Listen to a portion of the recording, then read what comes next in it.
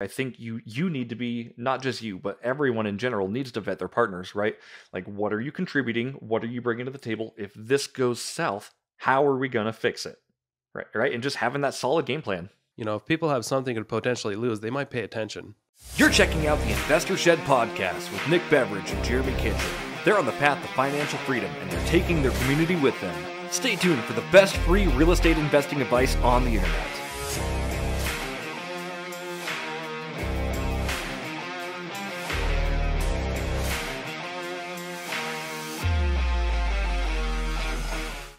Welcome to the Investor Shed podcast. My name is Nick Beveridge. I'm here with Jeremy Kitchen, the Dwellin master himself. How are you? I'm doing so good, Nick. How are you today? Doing pretty awesome. If you're watching on YouTube, you get to see a treat. But if you're not, we're not even going to tell you what we're doing. I'm not going to tell you anything. Nope. Speaking of not telling you anything, we've got Jeremy Kitchen on the podcast today. Jeremy, Whoa. Thanks for coming on the podcast today. It's me. I did it. I made it as a guest again. Yes, you did. Well, actually, but the first guest, that was a year ago. Yeah, this is season 3, baby. We're on new things. Lots have happened. Lots has happened. Listen, baby, we're moving and grooving. We're on new things in season 3 in the Investor Shed podcast. It's a really rundown of how I got started investing, with some new tips and a lot about business, about what we both learned, I think. So. And we go way back. We go way back to the very first business venture we started as young videographers. Mm-hmm. Hitting the streets and not getting paid shit. It's a true story. Yep. You're going to love it. You guys always love it. Well, actually, most of you turn off like right about now, according to our analytics. I haven't seen people with lower than a 5-star review of us. So speaking of, while you're here, we need you, please, leave us a 5-star review on Apple Podcasts or Spotify. It greatly helps show where the show's at and helps bring exposure to Nick and I, because we love the attention. We do. What we're trying to do, our ultimate goal is by the end of this year, we want to take our 14 viewers and turn it up to 17. Boom, baby. Boom. Boom. Trying to get 3 more. We want that hockey stick growth. You know what I mean? Oh, big old hockey. Oh, big old hockey. All right. Jeremy, what kind of food today? Well, if you listen to the end of the podcast, you definitely get a tip. So make sure you listen to that. But we're going to do some biscuits and gravy. Make sure you wear a tarp, because it gets all over you. And I'm a messy biscuits and gravy eater. Yeah, screw the bibs. Get a tarp. Get a tarp. Like a real man. This is not sponsored by tarps, but somebody says you should always get a tarp. Especially on Fridays at Harbor Freight. Oh, yeah. Sometimes they're free. That's free Flashlight Fridays, but whatever. Enjoy this podcast, y'all. Well, good morning, everybody. We've got Jeremy Kitchen today. We do have Jeremy Kitchen today. Isn't that weird? Where's our guest? Our guest is nowhere to be found. Psych, the guest is me. I'm the star of the show today, not you. That's right. Thanks for being here, Jeremy. Yeah, absolutely, man. Thanks for making time, as always, to make this thing happen. And thank you for getting us new logos in the background. Oh my goodness, look at these new Investor Shed logos. Nick's looks so much bigger and more profound than mine. Mine is very far away, and my big old head covers it up. But, every now and then in the podcast, I might go to the side a little bit, and you'll get a little peek there. Looks like Tom Brady, though, could throw a football through that thing. He probably could. I mean, it's quite the throw. It's like 3 feet away. If Tom Brady misses at 3 feet, I'm gonna... It looks like way further away than 3 feet. So, Jeremy, why don't we get into your story a little bit? I wanted to do a podcast with you and talking just about you. Because you've made quite the journey the last few years, and it's coming on 4 years now where you've been pretty much a part of our team. Do you realize that? Yeah, actually, October 1st, 2019 was the first day I joined your real estate team on the Ginger Snap media outlet. And this will come out just a few days after that, I think, October 5th. Hey, well, happy 4 years to you, Nick. This has been a great 4 years. Thanks for putting all the pieces together to make this thing happen. Well, happy 4 years to you as well. So, Jeremy, tell me, and tell the audience, where were you when I threw the idea out there that you should come work with us? I was working at a car rental place in Coeur d'Alene, Idaho. I had my safe and steady job.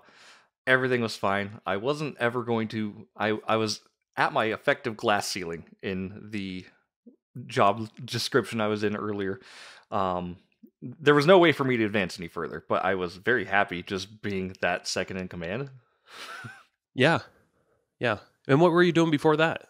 What was I doing before that? I was detailing cars. I sold some cell phone stuff online with T-Mobile. Very, very little out of a W-2 role for sure. Have you ever done anything like out of the norm, business wise, self-employed wise? I know you flip basketball cards and stuff. Were you ever doing anything like that in the past? No, never anything like that. The first self-employment job I ever had was actually my own photography company with Jeremy Kitchen Photography. What I did know how to do back then is I knew how to take photos. What I didn't know how to do was run a business. No, you did not. Which is interesting, right? Like, I mean, like the photography aspect, like I can take a photo, sure. But running an effective business where you make money and you don't lose yourself and your sanity in the process, that's another deal.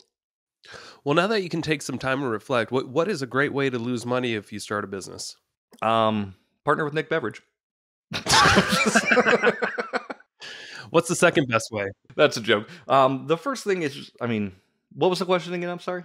What would be the best way to lose money when starting a new business? If you were to reflect on, when you started your photography business, when was this? 10, 12 years ago? Yeah, something like that. I think the best way to lose money in any business is to remain ignorant in your mindset that there's not another way to do something, right? So like when I was doing this, I was doing wedding photography, senior portraits. I was like, there's only one way that I can do this, and it's myself.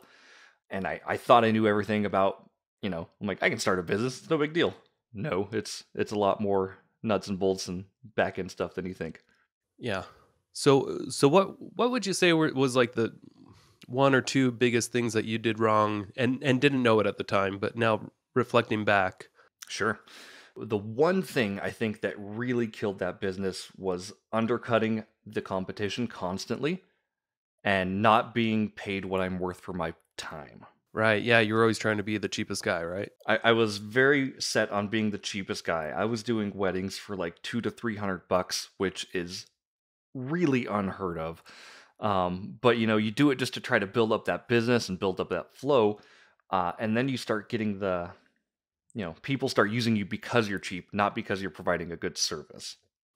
Yeah. How long did it take you to kind of understand that? To be honest, I think I figured it out sometime in about 2020 or 2021. Like after my photography business was buried deep in the ground, I was like, man, I lost all my passion for this. And when you lose your passion for it, like you just don't put the time into it anymore, right? Yeah. Do you remember how long you were running your business before you ran it into the ground? It wasn't too long. It was probably 2 to 3 years, to be honest with you. Very part-time on the side of my W-2 job at the same time. So I had other, obligations I had to be at. And it was really a time sink that I didn't care to put into. Yeah. And it's funny. I remember you and I, we kind of did weddings together. I don't think we got paid for half of them, but but this was way even before that. So I was kind of surprised you were able to somehow stick with it, because I was just like you. I had no idea how to collect money or be paid what you're worth, all that stuff. And we would get in the habit of, when we did weddings and commercials for TV and everything together, we would get in the habit of doing the work first and then just trying to figure out a payment on the back end. Yeah. I know. We should probably should we tell the Little Joe's boxing gym story? Sure, let's do it. How much of it do you remember? I mean, enough. So I think we started there. When we started, we approached this new boxing gym that was up and coming in town, and we were aspiring videographers at the time. Like, right, this is what we wanted to do. We wanted to create cool content. And back then, we didn't know what that meant. We had a name, Lookout Video Entertainment. We did not have a legit LLC. No, we did not. We didn't know about that. No, we didn't. You don't know what you don't know, right? So we did Lookout Video Entertainment, and I had long hair, long beard. I looked like I could be a murderer, to be honest with you. And you had an out-of-state cell phone number, and I remember I was like, who's going to call us? Yeah, that was important back then. People only liked local numbers, but I didn't want to change. And then, we only had one advertisement, and it was a magnet that you have. We didn't advertise on social media because that wasn't a thing back then, right? We had one sticker that I think your friend saw when they came over to the animal house. Yeah. Didn't we have a car magnet? We did have a car magnet. I'm sorry. Yes, it was that big car magnet. You're right. Yeah, we had 2 magnets. Usually one on the fridge, though. I think I still have one of those in my garage. Talk about marketing. Yeah, marketing was obviously, since we started Ginger Snap, like it's so important to have a presence online, whether you're selling, whether you're performing, whether you're showing people how to. You need to be someone online who someone can relate with. And if you're not online, you might as well not even market, because that's where everybody's at right now anyway. Yeah, and at the time, I don't think we had a big online presence. We did not, no. We had MySpace. We did have MySpace. I don't even know if like business MySpace things were around back then. But obviously, I mean, we've kind of gone through this journey a lot together, Nick, and you've been, pretty dang close to me my entire life. You've obviously learned along the way as well, right? Like, oh yeah, and you know me, I'm stupid, so I have to learn by trial and error. Oh, same with me though. Like, I think that's the best way to learn, honestly. Like, and even like shadowing you as an investor, right? Like, I can see what you're doing, but until I actually pull that trigger and do it myself, I have no idea what that actually means, right? Right. You could say, oh, I bought a flip and I made $20,000. And I'm like, I don't know what that means until I buy a flip and I make $20,000 on it, right? And I do the work and I figure out what happens with that. And it's been a journey, man. Yeah, totally. I think we started, you're about to tell the Little Joe's boxing gym story. I think there was a lot more to it. You want to get into it? Yeah. So we went and we found a boxing gym that was new in town. We approached them to see if we could do a TV commercial for them. And this has been a long time ago, mind you, so I may be leaving out a few details. I think he approached us because he knew that we were, my brothers were at his gym, or one of the brothers, maybe Sean. And he told the owner that we were videographers. And I think he approached us wanting us to do a commercial for him. I think you're right. Yeah. And again, back then, we didn't contracts weren't a thing. Not in our head. I'm sure they were. They were a thing, but not to us. We were just so excited to be like, we're going to be making a TV commercial. This is insane. Yeah. And we had to film a promo to sell ourselves. Do you remember that? We filmed 2 videos. One was one was a promo to be able to get the job to film a commercial for them. And I don't know how many god-awful hours we spent just on that promo alone. Right. And back then we didn't know what we were doing as far as we wanted to be videographers. We had no idea what editing and what all this stuff was. We just knew we wanted to do it. But we did an okay job, I think. So yeah. Well, we got the job and we actually filmed the commercial just the way they wanted it. It actually went on the airwaves. And tell us how much we got paid on that. Okay. You're not going to believe this. For that job, $0.00. Oh, dang it. Actually, if you think about it, we lost a lot of money if you're talking about time invested, right? Yeah, so much time. Again, that was our fault because we went in trusting these people thinking that, hey, they'll pay us when they can, right? Or we don't need a contract. Contracts are weird and they make people sketched out.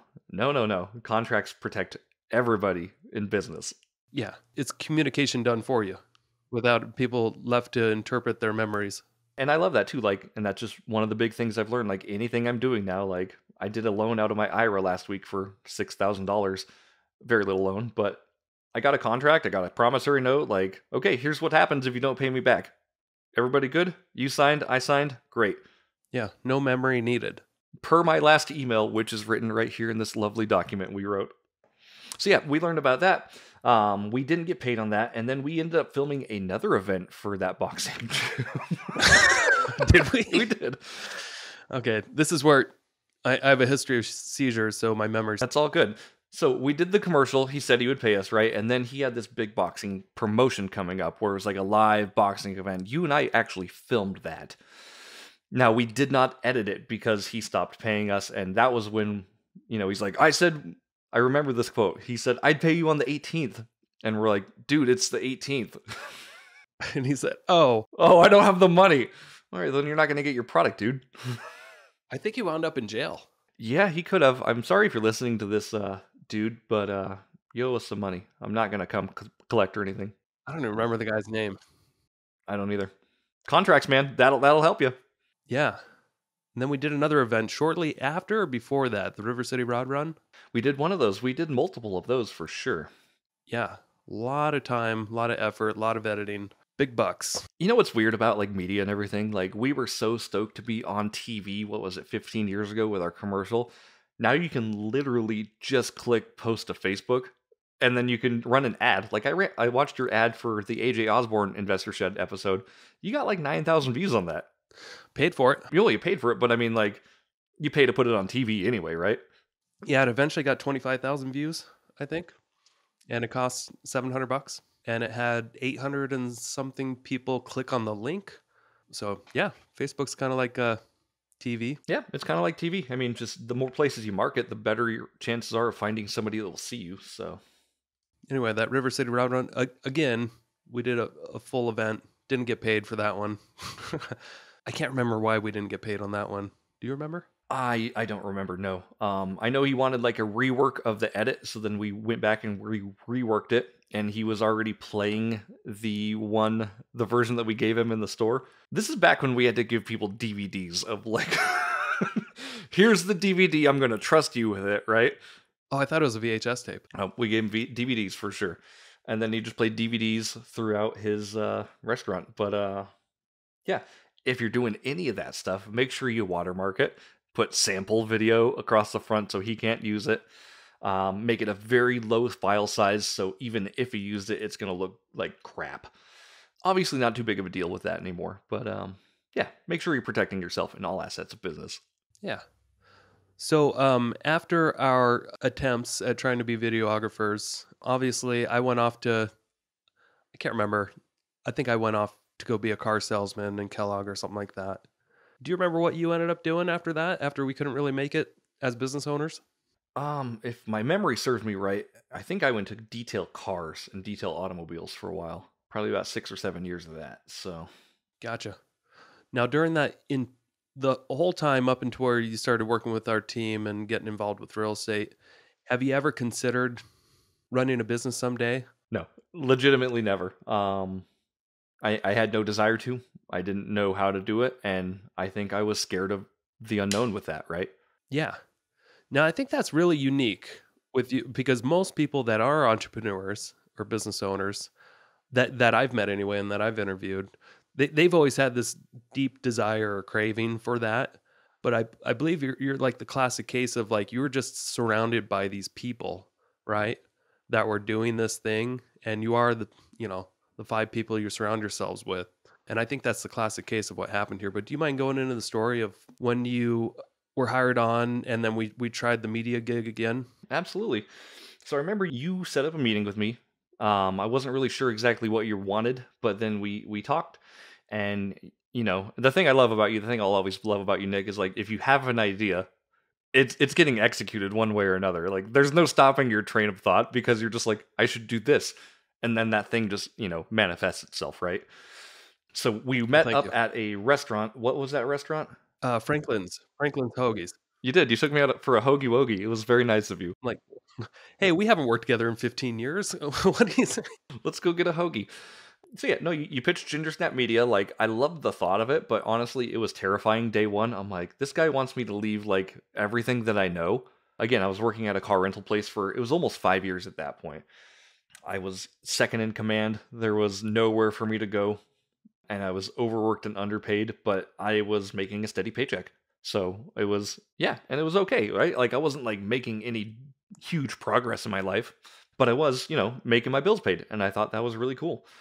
But then when we talked about Ginger Snap, we ended up finalizing that. I think you had a broad sense of like what it would be. And I don't think we figured out what it was going to be until like 3 years later. But when we first started, we were very cheap as far as price. We were very cost effective, which made it hard to turn profit. But with that, what you also got out of that business, I think we've talked about this before, is you got a photographer for all of your listings. You got to do marketing videos, 360 tours. Like you got somebody just boots on the ground for all of your listings. And that came out at cost for you guys. So that was really nice. Yeah. And it did. I mean, it saved us quite a bit of money, even though it was definitely an expense in a different business. But my overall experience with Ginger Snap Media was very positive, even though I did, constantly come into your office and complain and yell like, "Why aren't we doing enough?" But that's just, as long as you can put up with that, it's yeah. I don't mean anything by it. And we're still here and we're still kicking today. But like, the what I did far surpasses like what monetary gain you got. Right. So in Investor Shed season 1, I was the original editor. I was the guy setting all this stuff up. Yeah, you're the whole reason why we were able to start this podcast from the beginning. Right. Like you're in the background, and that business never showed an expense or a budget for doing a podcast. It just was taking that opportunity time away, but ended up having great effects. Here I am today. I mean, I love it. So, but yeah, we did that. And then I'm not sure if we talked about how we actually transferred Ginger Snap ownership to me, but I started doing the hard money lending and the hard money brokering. Another one of Nick's famous ideas where he's just like, I think we should do this. And, I've been around you long enough. I'm like, yeah, that makes sense, right? Yeah. It's all about execution, though. Can we actually consistently do something every day that we're passionate about? That's the trick. But it's just been, that was a footing step into the door of investing for me. And, we did that on a whim. I think it was after you guys were going to get a well drilling company, if I'm not mistaken. Yeah, I think it was after that idea died. I think is when I wanted to. That opportunity just came. It just happened to come up because somebody else was supposed to work with these guys, and then it didn't work out with him. And then I just immediately thought, dude, Jeremy could be a great opportunity for this position. But before we dive into that, do you mind telling a little bit more about your transition from the W-2 mindset to the entrepreneur mindset? Absolutely. I mean, speaking just in fact from a Ginger Snap standpoint, right? Like, I think when I was a W-2 employee, like I had a very W-2 employee mindset about Ginger Snap, right? Like, okay, I'm here, I'm getting my paycheck, I'm helping where I can, I'm doing my best, right? And then we transferred the keys over to me in exchange for some videos and some other things for you guys, which I think is working out really well for both of us. Yeah, 3 years later, like we cut the costs for you, so you don't have to have that financial burden, and it allowed me to really do what I wanted with it. Yeah, which I'm sure you have a whole new appreciation for that once you have ownership of it versus being an employee in a business. Right. And it's different because, like, right, I can, if I'm like, oh, I think I can charge this, I just go ahead and change it on the website. Yeah, no approvals needed. Right. I make deals with people who are like, hey, if you get all of our photos and all of our videos, like, what are you going to charge each listing? Cool, let's talk, man. So just, it's been a good thing. I've made a fair bit of change with it this year, which has been nice. And it's allowed me to get back into investing, which is cool. Yeah, totally. So can you talk a little bit about how if somebody is listening to this and instead of, I mean, we'll get into hard money, I'm sure. But if they're interested in starting a media company from the ground up, what are some of the things that you recommend that they start with? If you are interested in starting a media company from the ground up, I would say do your research before you do anything.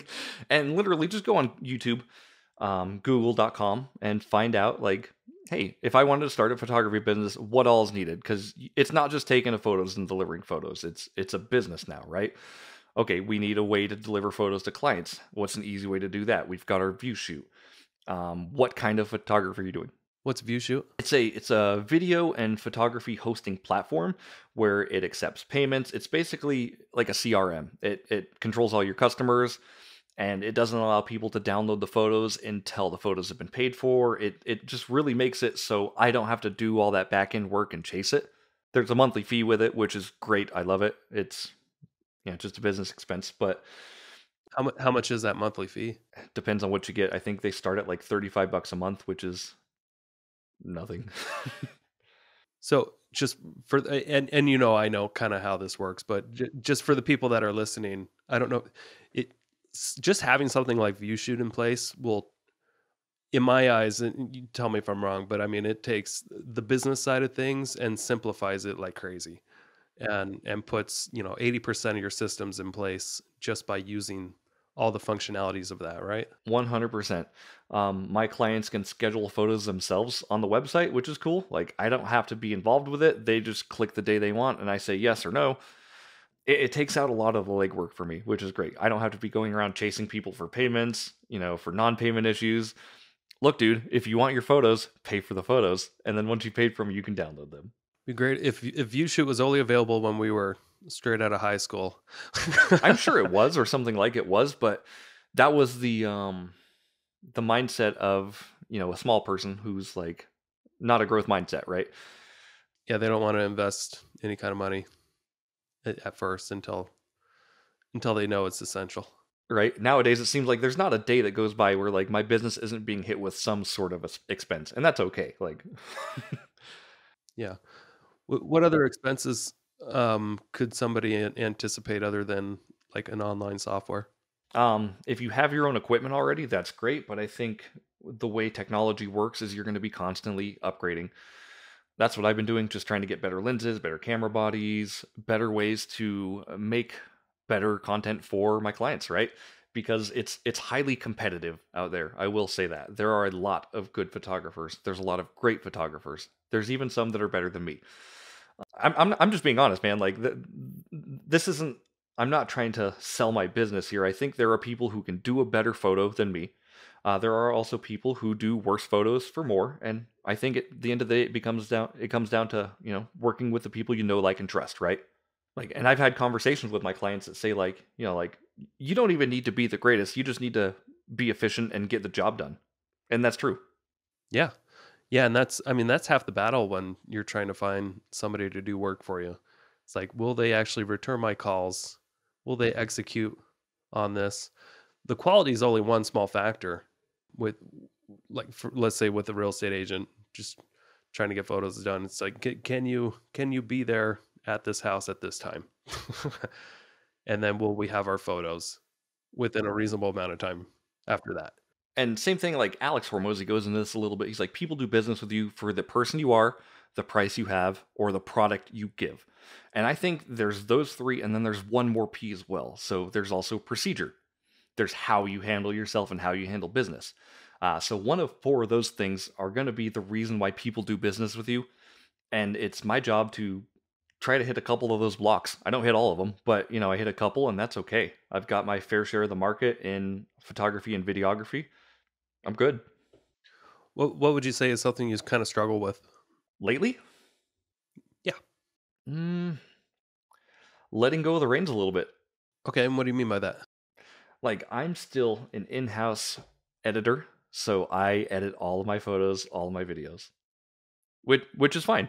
Right. Okay. And a lot of your competition doesn't. A lot of them don't. Exactly.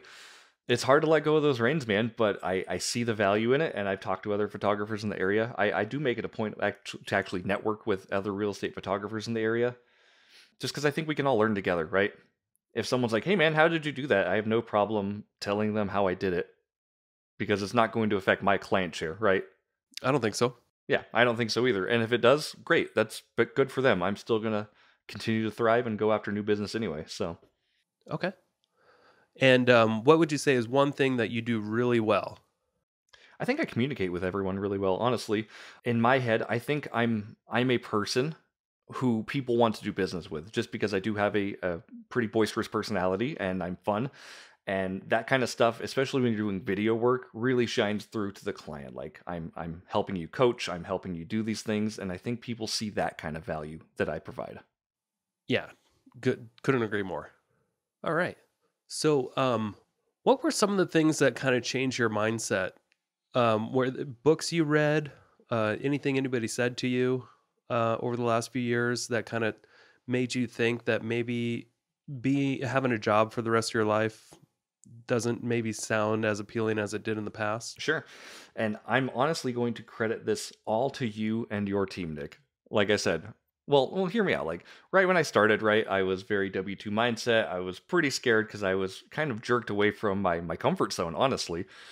And then I got to working with you and Joe and Tyler and the rest of the North Idaho REI team. And I realized very quickly that I was one of the only employees on the team. I also realized that the people who were entrepreneurs were making a fair amount of money and doing pretty well for themselves, right? Yeah. And for those listening, I mean, it didn't happen overnight. All these people that started with us, they weren't an overnight success. It took time to build up their income levels. So it's there's definitely a trade-off there. It is nice to just get a job because you're just instantly getting this steady stream of income and the anxiety isn't as high because you can anticipate paying your bills a lot easier than, because I've been an entrepreneur for a very long time, over a decade, and I have anxiety here and there when when What? things No aren't way. going. And it's just something that you just got to accept. And I wouldn't trade it for the world. Once in a while, I play with the idea of, man, it'd be nice if I just had a normal job for a while, just for the peace of mind. But then I just get too bored. I got your text the other day too when I know we're interviewing me, but you said you applied for a job. Have you told anyone where you applied? No, And we're not going to tell people? I haven't told anybody about this. I applied at SpaceX for a job that was nearby, and 90% chance I won't hear from them at all. But it's just something that interests me. I don't think I'll ever apply for another job in the future, but it was just something that came up that I thought, hey, if I get something like this, it might be worth putting everything else on pause. I remember I got that text from you, and I thought you were joking at first because you only said like, "Hey, by the way, you might get a phone call from somebody. I put in an application for a job." And I put you as a referral. Yeah, you didn't say where, but I'm like, is he kidding? Is he joking? Because that doesn't sound like the Nick Beveridge I know. Yeah. I had a rough month. Yeah, hey, all good, man. I get it. It's but it makes sense that it's like SpaceX, right? Because like I do think that would be a really tremendous opportunity, especially for someone like you who's like, pretty ingrained in the Tesla culture and thinks Elon Musk is a genius like he is. So, And the unique position I'm in is like, I feel like if I really wanted to, I could get a job somewhere else if I really wanted it. And I don't necessarily have to stop what I'm doing. I can still have my position as a real estate agent, team leader. I can still do the podcast. And then I would cut out almost everything else. But I'd still have my rental properties. It's not like I'd have to sell my rental properties because I got a job. It was just an opportunity that came up that I just wanted to see if anything would happen. like, you got to jump at those opportunities when they come up. So I remember clearly once, I think it was just a few months after you started with us, you came in and you're like, I've been listening to Rich Dad Poor Dad on my long drives to Plummer and Spirit Lake. Because as a photographer on our team, you had to drive pretty much all over the few counties that are around here. For anyone listening to, like, we're in Coeur d'Alene, Idaho, and like Plummer and Spirit Lake, they're all like 45 minutes, 30-minute drives. Sometimes you go to Sandpoint, Idaho, which is like 45 minutes to an hour. Sometimes you're in Moy Springs, which is like 2 hours, and it's just you go where the wind takes you and where the clients need you, right? And yeah, I decided to start listening, just being ingrained in your culture and ingrained in what you guys were doing. I had this cool Audible membership. I had extra credits. I'm like, why don't I see what all the fuss is about? Yeah. Was that the first kind of entrepreneur book that you started with, Rich Dad Poor Dad? That's the first one that I remember, yes. That's the ultimate gateway drug. It really was. I think after I finished that, I remember coming directly to you like, I just read Rich Dad. Do you have anything else like this that will like change my mind? Change my mind about what I'm listening to. Yeah, exactly. And like make it so I'm more intentional with what I'm doing with my time. What were some of the things that if you remember, because I mean that was a while ago, but was there anything particular in that book that struck you? Yeah. Honestly, a lot. It was pretty eye-opening from a lot of places. Obviously, the concept of Rich Dad, Poor Dad. Robert Kiyosaki has his two father figures, one of them who is quite wealthy, one of them who is not, and that's okay. But he's learning from both of these different figures. And what I realized is like, I've only had the one figure in my life, and I love my dad forever, obviously. But my dad has a poor dad mindset, right? Like my dad is going to be working until he dies. And that's a hard thought to, digest. Really, like investing in real estate, like this is a way for me to hopefully take care of my parents. Gotcha. So you're able to figure out a why. Right, exactly. Like I want to provide a better life for them. I don't want them to have to work forever. I don't know, man. It was eye-opening in a lot of facts for that, for as far as, like, working for yourself rather than working for other people. Real estate, obviously, buying real estate and having real estate pay your bills, basically. Like, the concepts really just struck a chord for me, as I'm sure they do with millions of people who have listened to that. Right. So you didn't come to me the next day and you're like, hey, by the way, I quit and I'm starting a new business or anything like that. You slowly kind of got into investing, right?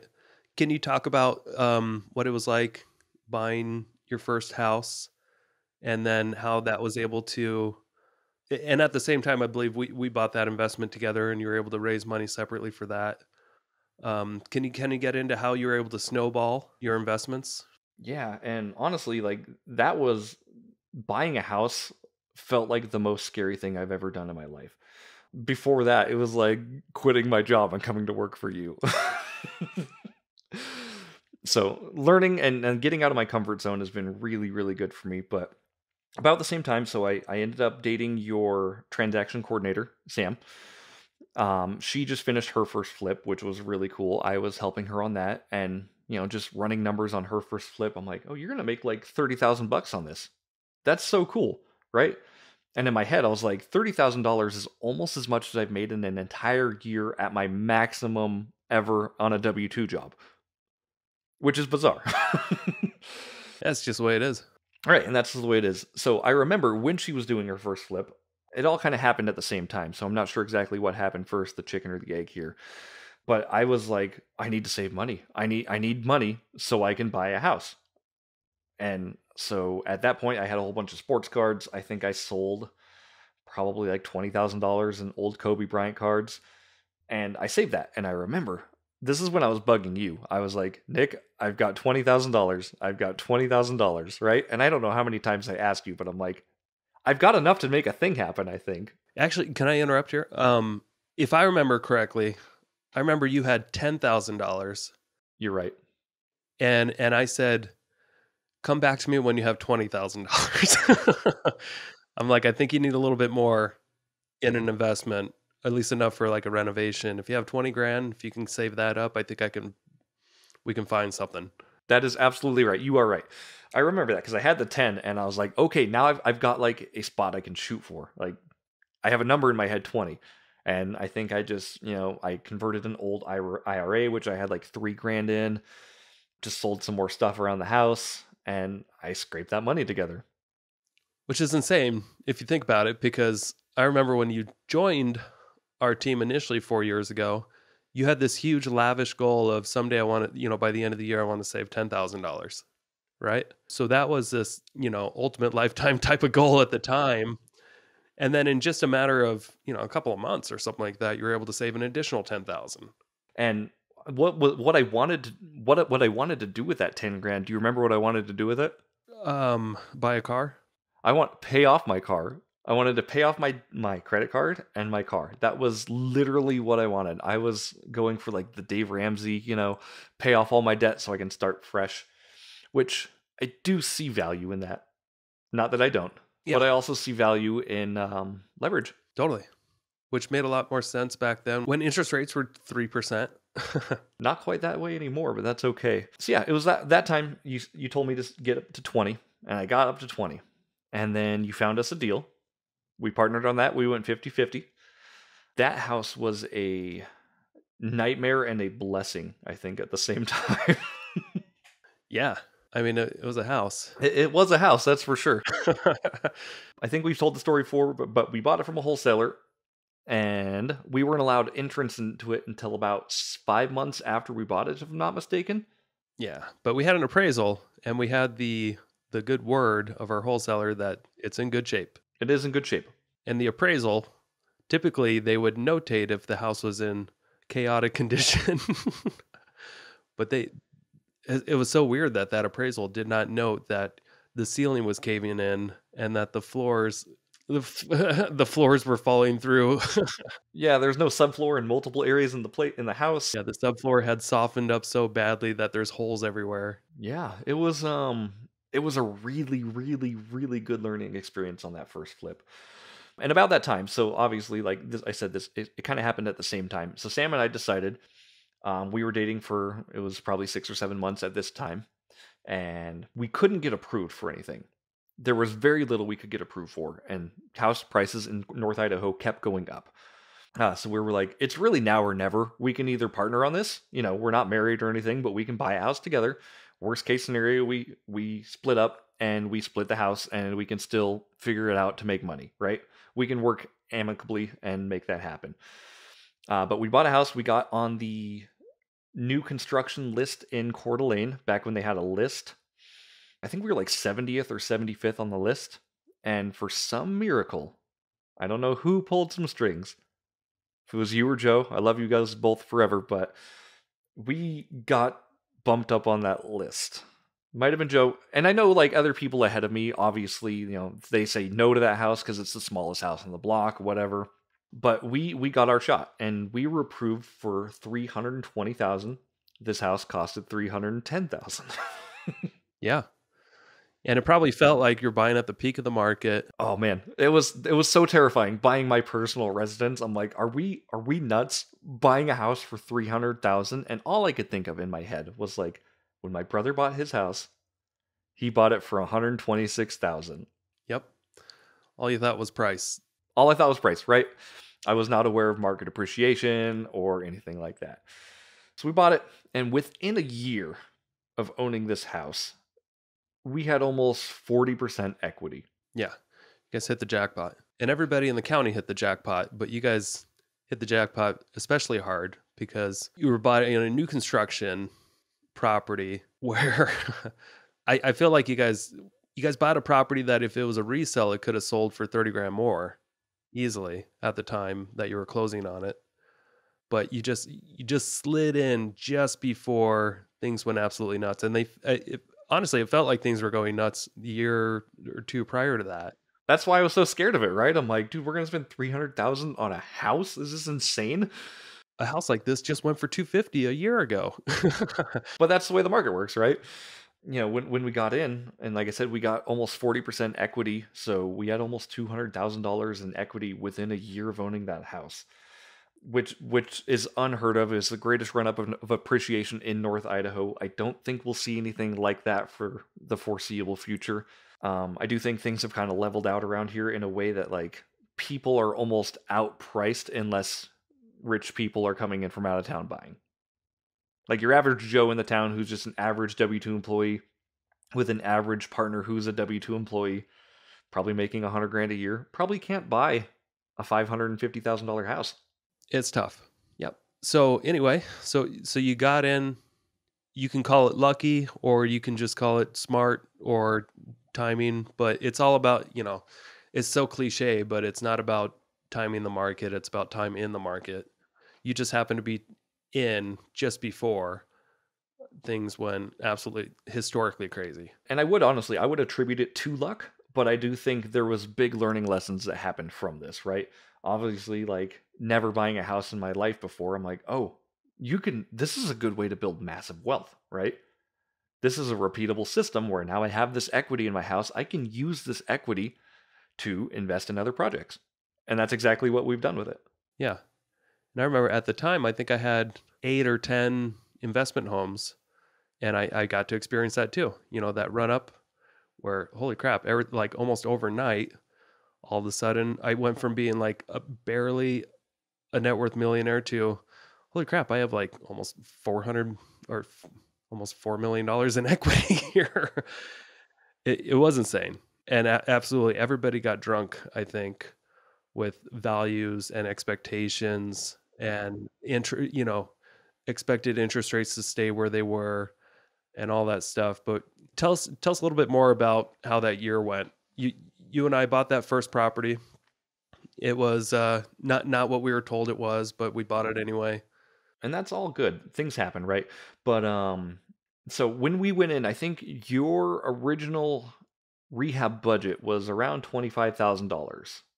Yeah. And that would just like replace some carpet, throw some paint on the walls, maybe clean up a couple things around the yard, and let's pump this bad boy back out and get it back on the market. I think, if numbers serve me correct, I think we spent $150,000 rehabbing that house. Yeah, we'll have to go back and look. Probably. Definitely more north of 130. Now, do you remember why we spent so much? No. I mean, it needed it. Otherwise, we wouldn't have been able to make our money back on it. Yeah, we had to rebuild the house. Yeah, we had to rebuild basically everything from the ground up, other than the walls. Yeah, the walls stayed, but this was the absolute most insane renovation I've ever been a part of, where all the trusses were rotted out and falling through the ceiling. So we had to rip out, for those that know construction, rip out everything above the walls and start fresh. Rebuild new trusses, new roof, and everything that comes with that. Insulation. And then below our feet, too, we had to rebuild. Everything not at eye level had to be replaced, I think. So when a wholesaler tells you everything's fine, you can't go in, don't buy the house unless you have an actual inspection, an inspector working on your behalf. That's a big takeaway I've learned from that too. Honestly, like, you just can't, you want to trust people. Like, I want to trust everyone I'm in business with, but sometimes you just need to do your own due diligence on it. Yeah, and these people were people you think you can trust. And regardless of like how it worked and how much money we put in, I think, so we bought that house for, what was it, 194 or 184? Yeah, I think after the wholesale fee, was it 210 or something? 210. Yeah, 210 after wholesale fee. From there, then I think we put another, like I said, 120, 130 in it. So we're at, 340.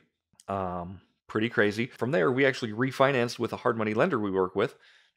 And we're on a 5-year note right now. And we're cash flowing. Yeah. But here's the crazy thing. We spent $100,000 more than what we anticipated renovating it. $100,000 more. And because we bought right, we're not in a negative situation. I mean, that house is worth $400,000. We're all in somewhere around 340, 350.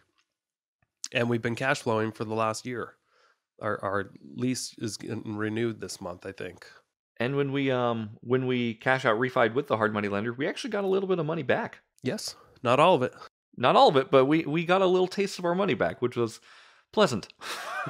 Yes, because the loan was based off the value, not what we had into it. Right. And the good thing, obviously, so around that time, like I said, I got my HELOC. So I was using my HELOC for investments. I was doing hard money loans, partnerships out of it. Good thing I had that HELOC money. Otherwise, I would have been pretty tapped as far as what I could have contributed to that partnership. Do you want to talk to people about how you were able to get that HELOC and how easy it was for the very first bank that you went to? No, I'm just kidding. Yeah, so the very first bank, that's funny. Side note here, if you need an opinion on something and you're not sure what the opinion is, get another opinion. First bank we went to when we got our HELOC, they're like, yeah, you guys can absolutely get a HELOC, And then a couple days before everything was supposed to close, they were just like, no, we don't want to give you a HELOC. Yeah, so they already ran our credit and everything to make sure we were approved for it. And I'm like, we're already dinged. Like, what now? I went to a credit union in Coeur d'Alene, and blindly, they're like, we don't even need an appraisal. We'll give you $20,000 HELOC, which was very tempting, right? Like, okay. And which bank was that? This was STCU, Spokane Teachers Credit Union. Okay. So they said they give us $20,000, no questions asked. I was like, that's pretty cool, right? And, Sam and I were like, do we take it?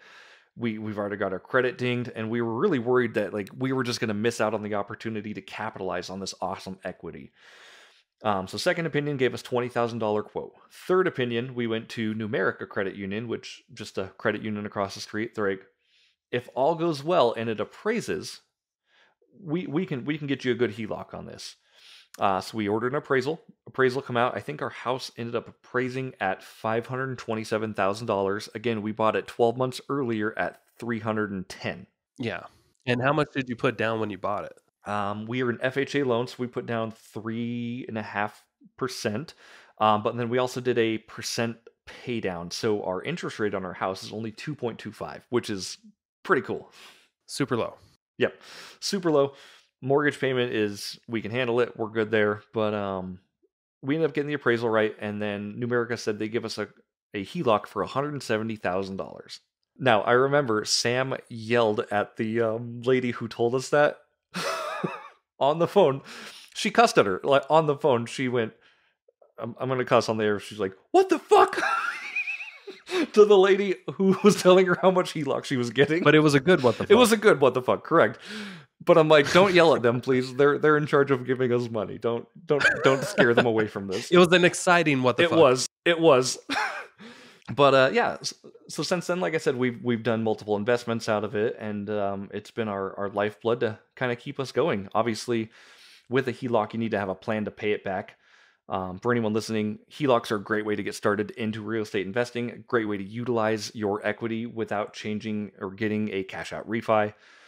Difference is obviously you get typically a 10-year credit line where it's interest only for the first 10 years, and then after your 10 years are up, you have to start paying principal on it.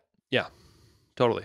So right now we're 2 years in, and we've got 8 years of interest-only HELOC payments.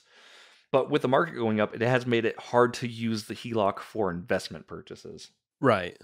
Now, something I want to throw out there in case people are wondering, well, why don't I just refinance? For instance, Jeremy, you said you have a 2.25% interest rate on your home. If you were just to refinance your home to get the cash, a couple of things will happen. Your interest rate will be probably in the 7s or 8s. So your payment will probably double.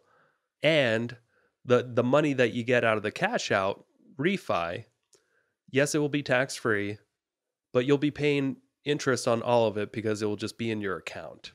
The HELOC is a line of credit, and you only pay interest on what you're using, and it's a separate loan. So you're getting a loan on the equity and not just refinancing your entire house with a brand new loan, brand new fees, and starting from scratch. So your original loan is still in place. You're just getting a loan on the equity. I feel like what you've done is the way to go. Right. And obviously, if situations were changed, and this is like, cash out refis definitely have a place, right? If the interest rates were low or, very close to what I was doing. And somebody has a lot of equity. Mm-hmm. Yeah. I mean, they're just figure out what ways work for you, because there's more than one way to skin a cat in this business, right? Like if interest rates were low, yeah, maybe a cash out refi makes sense. But since interest rates are, up 5-6 points from where I bought the house, it doesn't make sense. Right.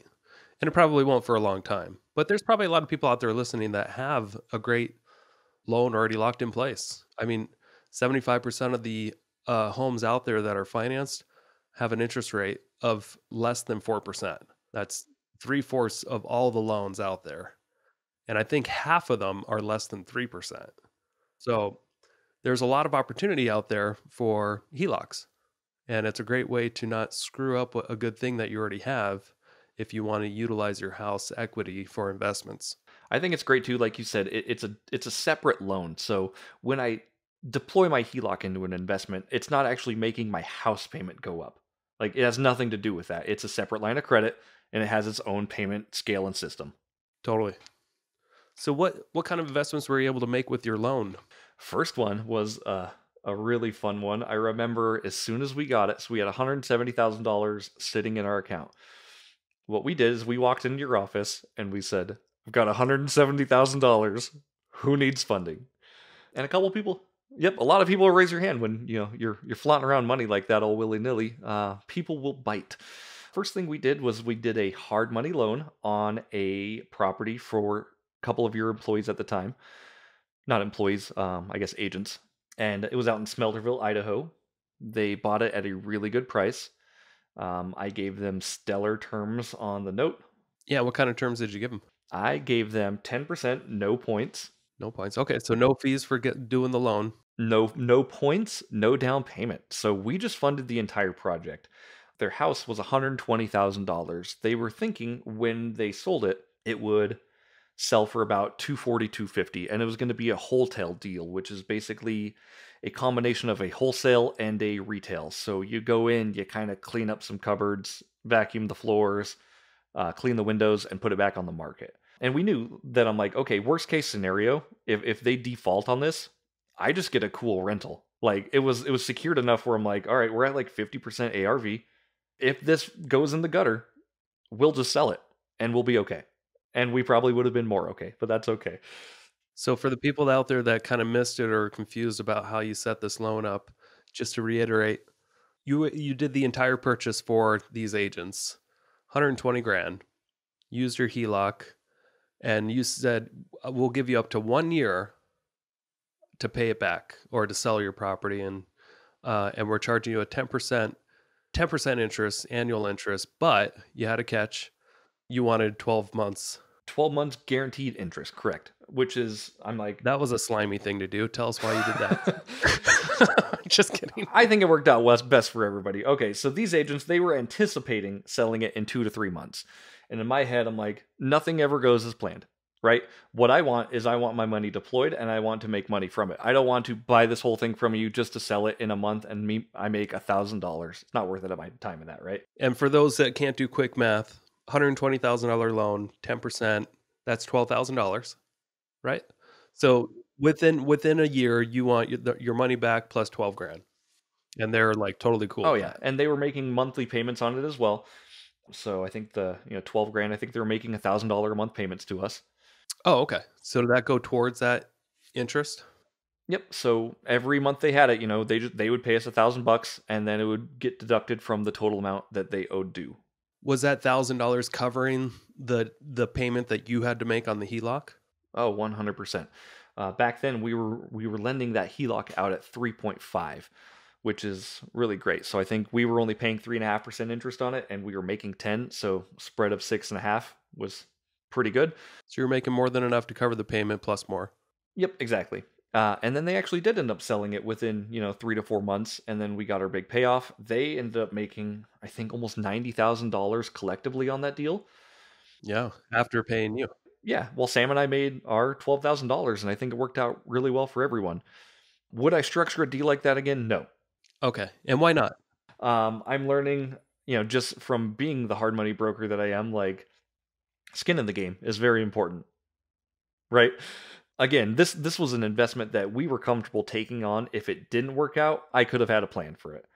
But right now, like, my money costs money, and yeah, you're either going to have to put a down payment on to lend out of my HELOC, or you're going to have to pay some points, or I want equity in the deal. Like, it's not the most convenient money to use right now, so I need to make sure I'm using it in a smart way. And that just made me a better business person with it. Yeah, we should talk about skin in the game for just a minute. Because I feel like, you're kind of glossing over it, but it's so important. I mean, it would have saved me so much headache if maybe my partners had more skin in the game. Because I've had partnerships that I kind of structured where a lot of my partners, they didn't have to have any skin in the game. And I just anticipated them to follow through on some work. And when things didn't go well, partners went away and no consequences to them. And, I can go on and on and on about that, but people tend to get used to not contributing if they're not contributing right from the start on a deal. So if they're not putting any money up front, in my experience, it's likely that they're going to be very resistant to ever putting money into a deal if they don't do it from the beginning. I agree with you 100%. And just for the record, you're not talking about me as a partner, right? No, I'm not talking about you. I've had a lot of different partnerships.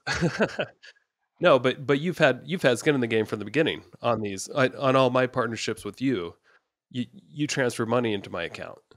I've done a lot of partnerships with other people where that was not the case, and gosh, I ended up regretting it. Sure. And I think you're absolutely right, Nick. I think you need to be, not just you, but everyone in general needs to vet their partners, right? Like, what are you contributing? What are you bringing to the table? If this goes south, how are we going to fix it? Right. And just having that solid game plan. If people have something to potentially lose, they might pay attention. And that's what we've done with like hard money brokering too, right? Like, you need a down payment most of the time. There's very few that we fund that don't need a down payment. Hardly any, unless you have like excellent cross collateral or anything like that. But typically there's a down payment involved. Yeah. Let's see if I can kind of try to remember some of these final questions here. Okay. Yeah. Are you ready to wind down? I've already got the hour mark. So yeah. Are you ready? I'm ready. Let's go, man. Yeah. We can save the rest of the story for another time. Yeah, well, we got more. We always got more. So, all right. Since you're the question man today, what kind of questions are you going to be asking me, Nick? I'd like to ask, first off, what kind of food should people be eating while they finish this podcast out? Ooh, That depends on if you have a gluten or celiac disease or anything like that. If you're allergic to gluten, don't do anything with bread, you silly goof. Maybe do a banana. Is peanut butter gluten free? 100%. 100%. So you're going to put some peanut butter on a banana and just eat that. That's going to be a very healthy snack for you. Otherwise, pizza all day. Okay. At least until the end of this podcast. At least until the end of the podcast, correct. So, Jeremy, $30 million question.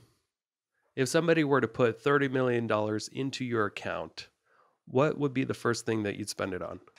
Man, $30 million is a lot of money, and you could live off that comfortably for the rest of your life. You could live off a couple million of that comfortably, right? Buy a house, pay off your car, live. At least in 2023, but maybe not in 2040. Maybe $1 million people will be wiping their asses with. I would buy a few more investments. Definitely not over leverage myself. Maybe an apartment or two. Kind of just get some rental cash flow going. Maybe into some syndications. I want to have my money work for me. Okay, so you'd keep it in real estate. I would keep it in real estate, 100%. I think people like us, and that I'm learning, obviously I'm a few years into this entrepreneurship journey, but we don't really have an off switch.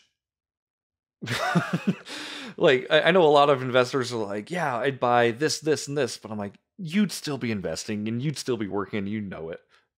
I mean, like, the idea is to have financial freedom and time freedom, but what do we do with our time if we have it? Totally.